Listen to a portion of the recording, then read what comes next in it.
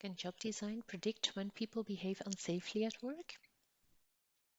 Within this study, Isabel Hansé and Nick Mill had a look at whether job demands resources model can predict people's safety behavior. So they looked at job demands, job resources, burnout, and engagement, but trying to understand whether these are also help us to understand people's individual and organizational outcomes in terms of safety behavior.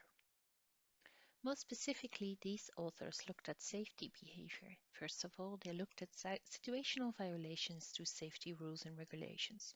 If people score low on this variable, they, for example, use safety equipment although it was not clearly made available by the organizations. They also looked at routine violations or cutting corners. So, for example, not making use of safety procedures because they just cost too much time. The authors showed that job demands such as work overload or role ambiguity, which means that you're uncertain about what is also included in your role, are positively associated with strain. Job resources such as having something to say, decision latitude, support in your work, or an overall measure of job quality are positively related to work engagement.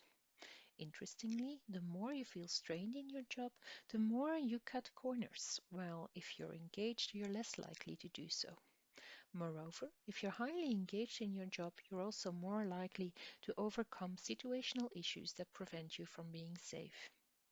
Most notably, these authors also showed that a very important job resource included in perceived management support to safety had the positive relations with people overcoming issues of being safe and also prevented people from routine-wise violating safety behaviors.